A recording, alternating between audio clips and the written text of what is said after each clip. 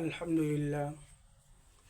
সমস্ত প্রশংসা, সমস্ত আলোচনা, সমস্ত আরাধনা সেই মহান রব্বুল আলামিনের জন্য, যিনি পুরো এই পৃথিবীর মালিক, যিনি রোজ হাসরের দিনের মালিক, যিনি আমাদের ভালো রাখার মালিক, যিনি আমাদেরকে সুস্থ রাখার মালিক, যিনি আমাদেরকে মৃত্যু দেন, যিনি আমাদেরকে জীবিত রেখেছেন, সে মহান রব্বুল আলামিনের প্রতি লাখো কোটি শুকরিয়া জানাই।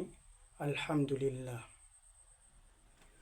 তারপরে সেই মহান রব্বুল আলামিন আমাদেরকে ভালোবেসে আমাদের জন্য এই পবিত্র রমজান মাস দিলেন, কিন্তু সেই রমজান মাসকে আমরা কদর করতে জানি না। আমরা রমজান মাস পেলাম কিন্তু কদর করি না। আল্লাহ পাক রব্বুল আলামিন আমাদেরকে রমজান মাস দিয়েছেন যাতে করে আমরা রমজান মাসে নিজের গুনাহটা মাফ করে নিতে পারি। আমরা যে গুনাহগার, আল্লাহর কাছ থেকে কিছু চেয়ে নিতে পারি, কিন্তু আমরা হতভাগা, আমরা সে চেষ্টা করি না। অনেকে আবার রোজা রাখে কিন্তু নিজের মা কি খাচ্ছে সেটা দেখে না। স্ত্রীকে নিয়ে, সন্তানকে নিয়ে ঘরের মধ্যে দৌড় দিয়ে ভালো মন্দ ইফতার করছে, সুন্দর সুন্দর ফল, সুন্দর সুন্দর খাবার, আর মা শুধু ছোলা ভিজিয়ে ঘরের কোনায় বসে চোখ দিয়ে নয়ন ঝরে পানি ঝরায়,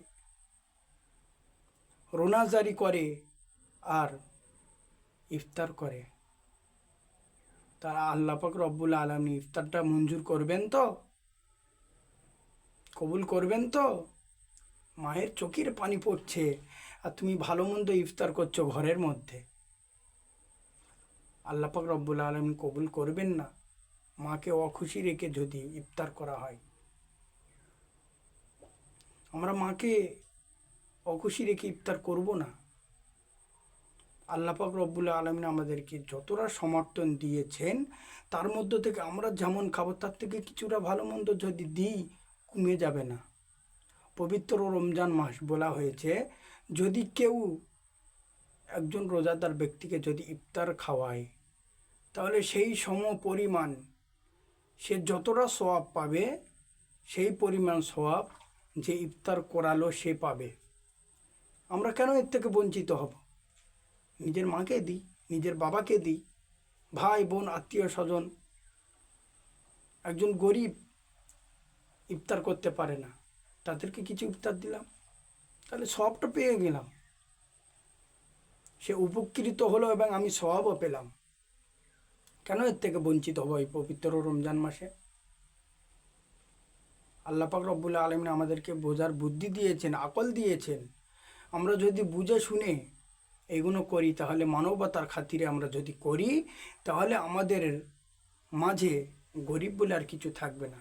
যে গরিব সেও নিজেকে গরিব মনে করবে না, যেহেতু আশেপাশের লোকেরা তার সাহায্য করছে, সেই জন্য সে নিজেকে ছোট মনে করবে না, গরিব মনে করবে না, নিজেকে একা মনে করবে না। সবাই থেকে সবাই ভালো মন্দ খাচ্ছে আর সে আফসোস করবে ঘরে কোনায় বসে আর ইফতার করবে, তাহলে সে নিজেকে একা মনে করবে। আর আল্লাহ পাক রব্বুল আলামিন আমাদেরকে দিয়েছেন এই পবিত্র রমজানকে এই জন্য যে একে অপরকে সাথে নিয়ে ইফতার করতে পারি। নেকির থেকে আমরা কেন বরখাস্ত হব, দূরে সরে যাব? এইসব ছোটোখাটো নেকিকে আমরা নেওয়ার চেষ্টা করব। আল্লাহ পাক রব্বুল আলামিন বলেছেন যে এই পবিত্র রমজান মাসে যদি কেউ 1 টাকা দান করে, তার পরিমাণ সে একটা নেকি পেত। এমনি 11টা মাসের মধ্যে যদি 1 টাকা দান করে তাহলে একটা নেকি পাবে, কিন্তু এই পবিত্র রমজান মাসে যদি কেউ 1 টাকা দান করে তাহলে সে 70টা নেকি পাবে 1 টাকার বদৌলতে। তাহলে এমনি করে আমরা যত দান করব তত পরিমাণ ডবল ডবল নেকি পেতে থাকব। তেমনিভাবে আমরা রোজা থেকে শুরু করে নামাজ কালাম ইত্যাদি এর মধ্যে যদি থাকি, যত নেকি পাবো আমরা 70টা করে বেশি, একটার পরিমাণে 70টা, কেন এর থেকে আমরা বঞ্চিত হব? তা আল্লাহ পাক রব্বুল আলামিন আমাদেরকে বোঝা এবং শোনার থেকে বেশি বেশি করে আমল করার তৌফিক দান করুন। আলহামদুলিল্লাহ, আল্লাহ পাক রব্বুল আলামিন আমাদেরকে এই পবিত্র রমজান মাস দিয়েছেন, কিন্তু আগামী বছরে যে আমরা এই রমজান মাস পাবো এর গ্যারান্টি আমরা দিতে পারবো না। তার জন্য আল্লাহর কাছে লাখো কোটি শুকরিয়া জানাই সবাই আলহামদুলিল্লাহ। আল্লাহ পাক রব্বুল আলামিন এই পবিত্র রমজান মাসকে আমাদেরকে সুন্দরভাবে গুছিয়ে সুন্দরভাবে পালন করার তৌফিক দান করুন। আমিন সুম্মা আমিন বিরহমাতিকা ইয়া আরহামার রাহিমিন। আল্লাহ পাক রব্বুল আলামিন আমাদেরকে আমল করার তৌফিক দান করুন।